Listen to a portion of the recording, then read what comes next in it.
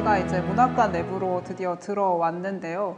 오자마자 이렇게 큰 우물 형상이 있어요. 자화상에도 중요하게 나오지요. 이거 설명 좀 부탁드립니다. 윤동주 문학관 문을 열고 시설을 보완해 가는 과정에서 제가 듣기로 이 목재가 윤동주 생가에 있던 우물의 용도로 쓰였던 목재가 이렇게 들어와서 이렇게 다시 조립을 해서 이렇게 해놓은 거라고 듣고 있어요. 그러니까 굉장히 실물감이 높은 아주 오래된 목재죠.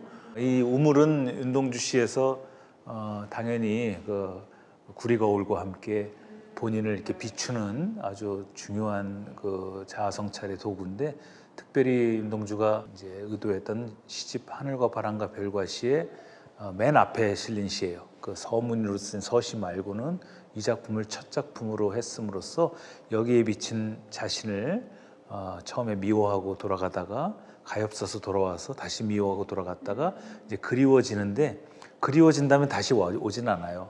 그게 아주 중요한 포인트인데, 그러면서 생각하는 거죠.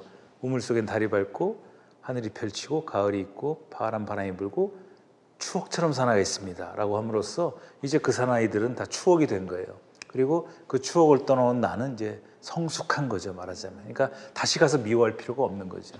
그런 일종의 성장 드라마를 이 우물 속에 비친 자기를 본 것은, 아마 이 우물에서 이렇게 사선으로 보면은 교회도 비치고 학교도 비쳤다니까 윤동주가 늘 일상적으로 북간도에서 아마 마주했을 그 사실적인 공산이 크고요. 그다음에 상징적으로 보아도 이제 거울의 역할을 해주는 그런 건데, 우물을 이렇게 본격적으로 한국 시사에 어떤 좋은 소재로 끌어들인 것도 윤동주에 이르러서 비로소 가능하지 않았을까, 이런 생각이 듭니다. 보니까 우물이 그러면 시를 쓰는 자, 그리고 윤동주 그냥 인간으로서 윤동주가 갖는 자 모두를 투영해보고 또 반사시켜보고 하는 그런 어떤 메타포이자 어떤 장치인 것 같은데, 보니까 전시실의 이름이 2전시실이 이제 열린 우물이고 3전시실이 닫힌 우물이었어요. 네. 문학관이 기획한 건 이제 관람객들이 오셔서 가서 열린 데서도 자기를 보시고 닫힌 데서는 이제 윤동주와 마주함으로써 또 이렇게 보시고 이러는 거를 기획한 것 같아요. 그래서 이 윤동주 문학관 전체가 우물의 상상력으로 기획된 것이라고 봐도 될 것 같습니다. 네.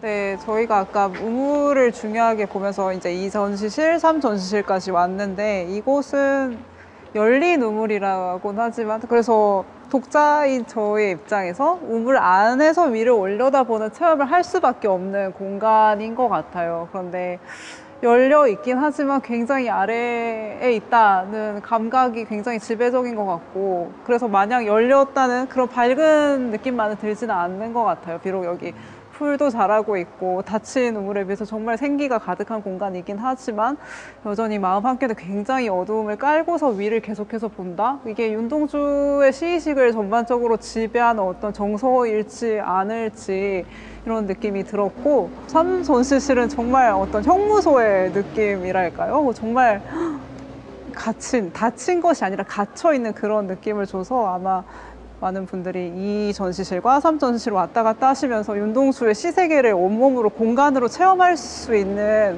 부분이라는 생각이 들었습니다. 그래서 아까 우물이 중요하게 나왔던 시 자화상을 교수님께서 직접 낭독을 한번 해주시겠습니다. 한번 1939년 9월에 초고를 잡았고 41년도에 문우지에다 발표했다가 그의 유고 시집인 하늘과 바람과 별과 시의 첫 작품으로 수록한 자화상을 한번 읽어보도록 하겠습니다. 자화상. 산모퉁이를 돌아 논가 외딴 우물을 홀로 찾아가선 가만히 들여다봅니다. 우물 속에는 달이 밝고 구름이 흐르고 하늘이 펼치고 파란 바람이 불고 가을이 있습니다. 그리고 한 사나이가 있습니다.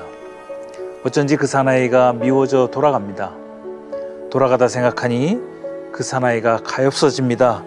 도로가 들여다보니 사나이는 그대로 있습니다. 다시 그 사나이가 미워져 돌아갑니다. 돌아가다 생각하니 그 사나이가 그리워집니다. 우물 속에는 달이 밝고 구름이 흐르고 하늘이 펼치고 파란 바람이 불고 가을이 있고 추억처럼 사나이가 있습니다.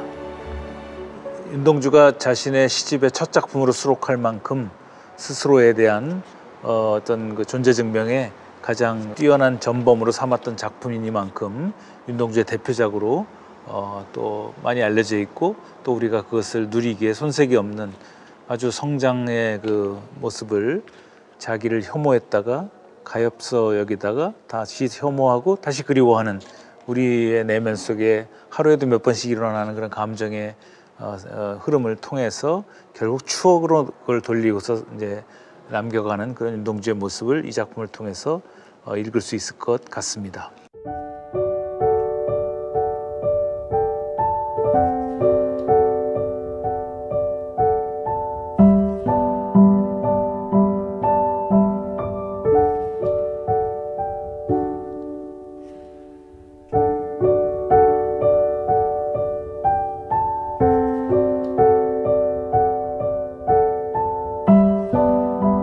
저희가 이제 시인의 언덕을 넘어서 지금 이제 야외 공연장에 왔는데요. 졸업 후에 일본 유학 생활 그리고 이제 옥에서 죽음까지 한번 여쭙겠습니다.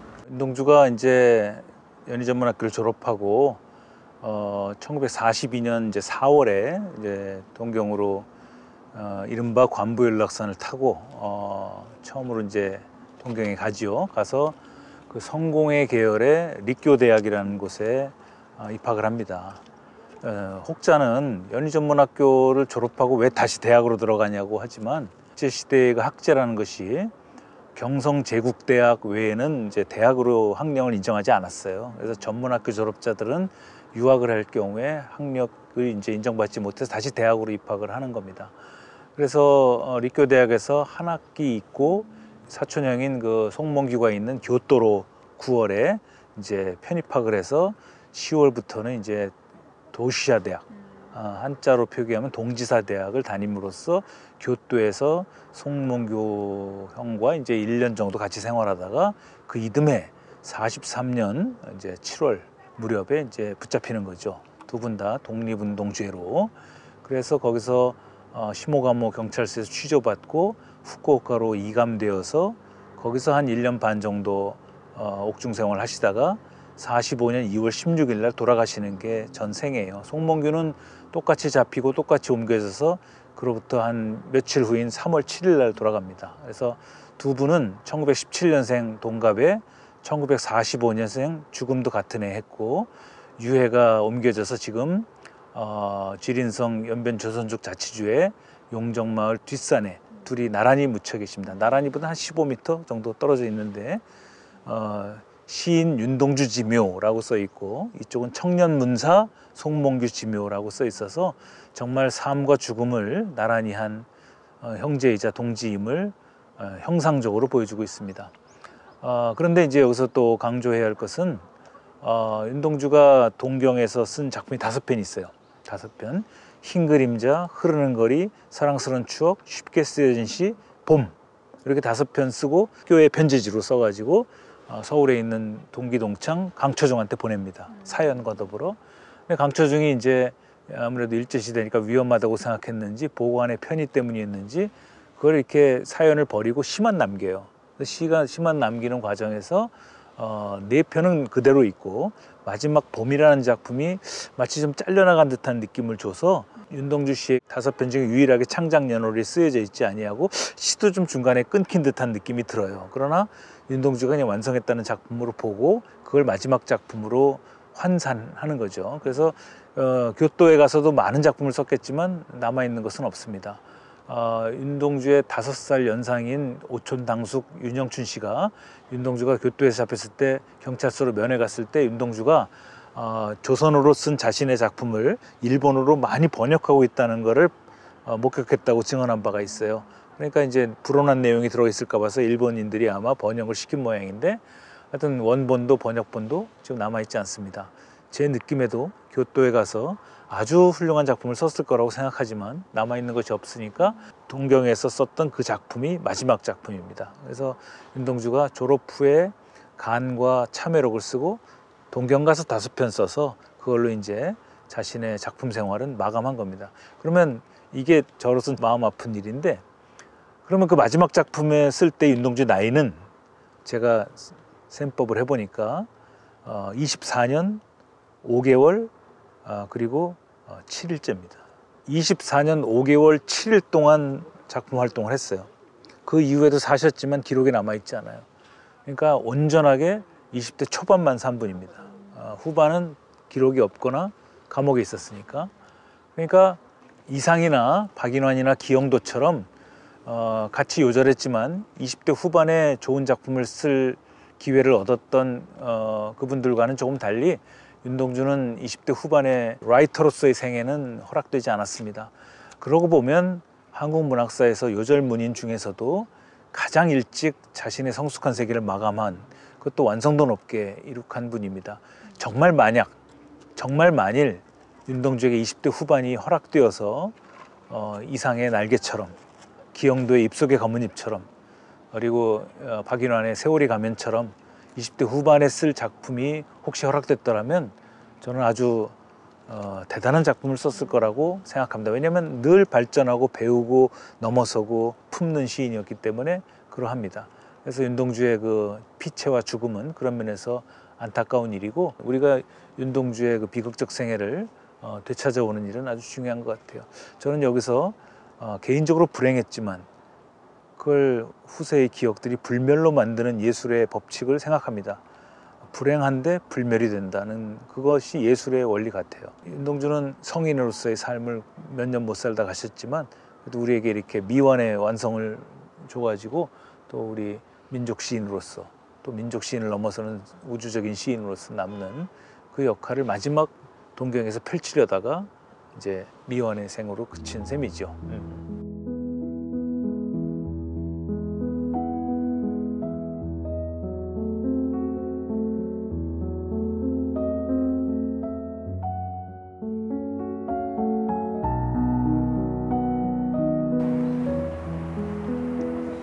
교수님, 저희가 이제 드디어 윤동주의 서시 앞에 당도했는데요. 한번 낭송을 부탁드려 보겠습니다. 네, 윤동주가 자신의 하늘과 바람과 별과 시집을 묻고 마지막으로 쓴 시고요. 그렇지만 시집 제일 앞에 있는 시고, 그래서 제목을 지금 사람들은 다 우리가 서시로 알고 있지만 사실은 시집의 서시죠.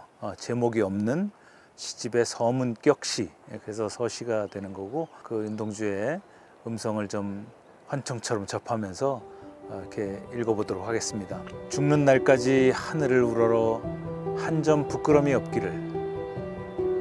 잎새이는 바람에도 나는 괴로워했다. 별을 노래하는 마음으로 모든 죽어가는 것을 사랑해야지.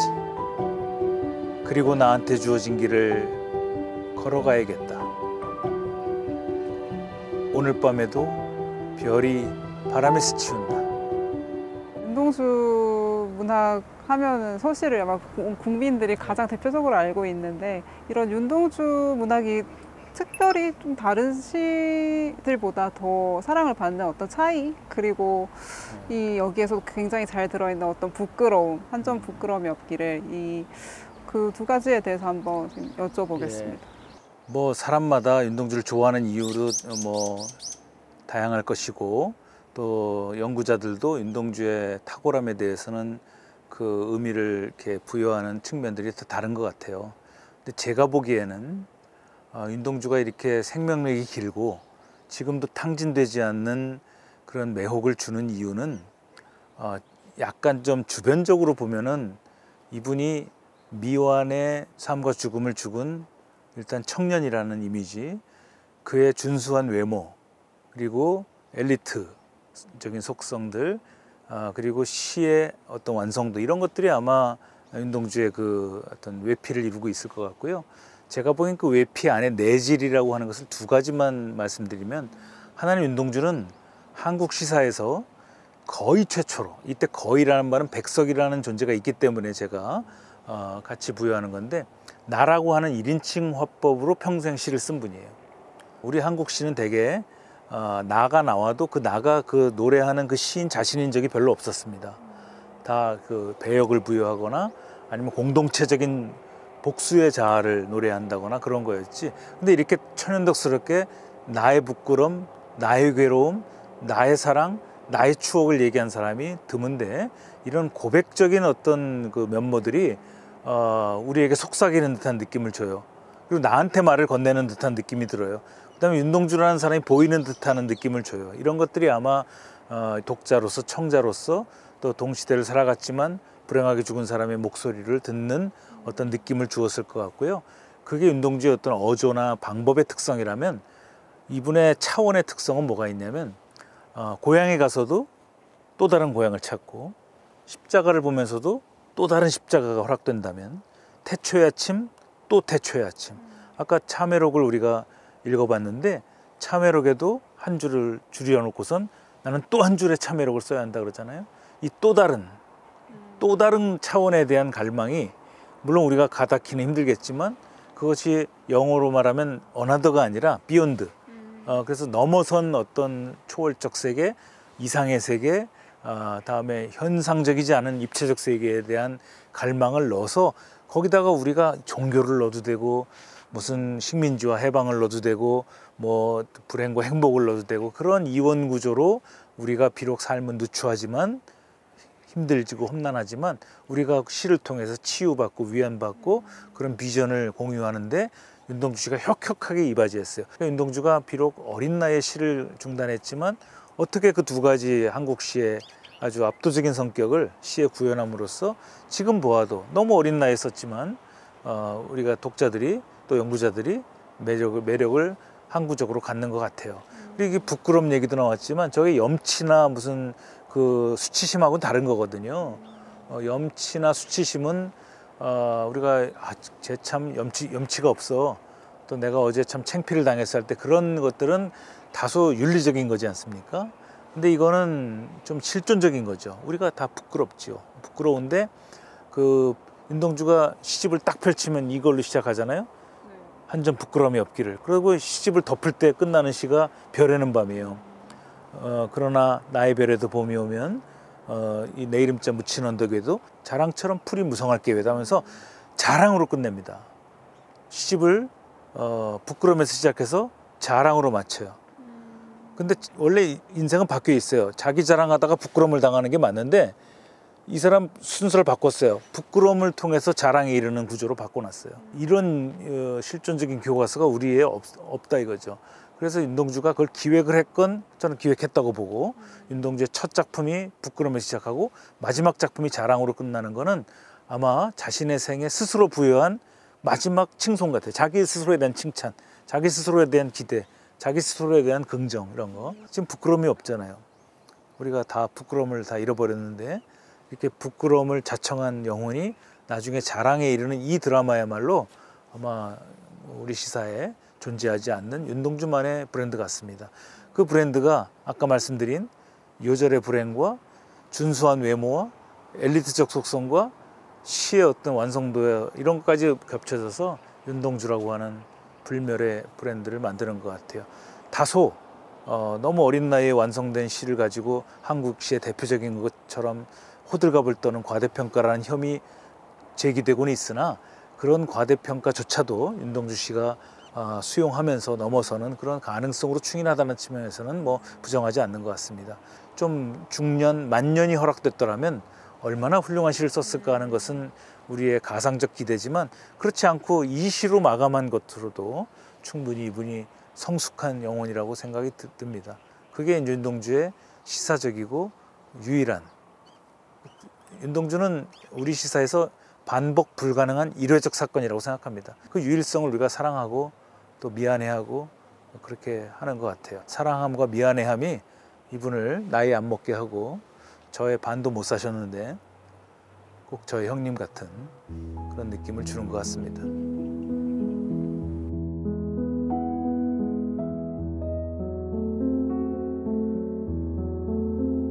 오늘 쾌청한 초여름 날씨에 윤동주 공간 기행을 한 것 같습니다. 연세대학교와 김송 선생 댁 하숙집 터와 지금 윤동주 문학관, 윤동주 시인의 언덕까지 서울의 서대문구, 종로구 일대를 이렇게 돌아다녔는데 아마 전승민 씨로서는 처음 길일 것 같은데요. 네. 어때요? 좀 느낌이 어땠어요?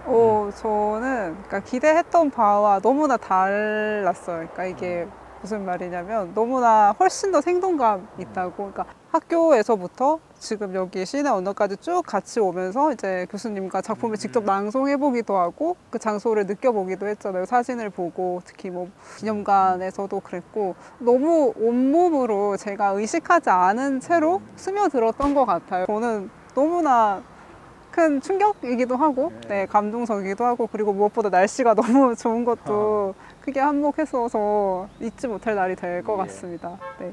교수님은 또 어떠셨는지. 저로서는 뭐 익숙한 공간들이긴 했지만 이렇게 하나의 내러티브로 이렇게 엮어서 연희 전문 시절 그리고 일본에서의 생활, 그 인생 후기를 좀 이렇게 돌아본 것 같아요. 후반이라고 해야 젊은 나이지만 윤동주라는 한 분이 뭐 뵙거나 만나보지 못했지만 그래도 그분의 생각, 언어, 숨결, 표정까지 이렇게 본 것만 같은 그런 느낌을 주시는 분이에요. 또 이런 데 올수록 그런 생각이 들어요. 그동안 윤동주는 뭐랄까요, 그 민족주의랄까 이런 시선에 의해서 좀 장악되고 소비된 측면이 있어요. 일본이라는 타자가 꼭 있어야 존재했고 저항문이라는 브랜드를 더 붙이기 그러는데 뭐 그런 속성이 없다는 것이 아니라 거기다 묶어두지 말고 시인 윤동주 그리고 하늘, 바람, 별 같은 우주적인 상상력 그리고 인류의 평화, 그다음에 죽음을 넘어서는 모든 주권을 사랑했던 그런 어떤 제도와 역사를 좀 넘어서는 비욘드 하는 그런 가능성의 시인으로 읽으면 시대가 좀 달라져도 또 한일 관계가 그때그때 달라져도 윤동주라는 분을 굳이 민족이라는 시선으로 바라보는 데서 좀 벗어날 수 있지 않을까. 그거를 포기하는 게 아니라 그걸 품고 넘어서는 그러한 독법이 이제 윤동주에게 요청되지 않나. 오늘 기획이 아마 그런 데 좀 기여했으면 하는 바람이 있습니다. 윤동주 선생은 가셨지만 또 그 후행 이제 문인으로서 그걸 기억하고 또 애도하고 하면서 잘 이어가면 윤동주라는 분을 우리의 기억 속에 또 불멸로 만들지 않을까. 윤동주는 그러면서 운이 좋은 분이에요. 훌륭한 지인들을 남겨서 그분들의 기억에 의해서 구성된 분인데 이렇게 또 좋은 독자들 또 좋은 후배들을 또 이렇게 계속 파생시키면서 아마 본인의 생각했던 것 이상으로 아마 한국 시에 끝없는 자양이 되지 않을까 이런 느낌을 갖습니다. 오늘 이런 자리 우리가 잘 이제 갈무리해서 또 이렇게 좋은 기획으로 대중들, 독자들 또 시청하시는 분들에게 윤동주라는 분의 또 다른 측면, 뭐 우리가 한 게 진면목이라는 것이 아니고 진면목에 접근하기 위한 또 다른 측면을 이렇게 보여준 걸로 자긍심을 가져도 좋지 않을까. 하여튼 오늘 이렇게 대장정의 막을 잘 내리게 되어서 고맙게 생각합니다. 네.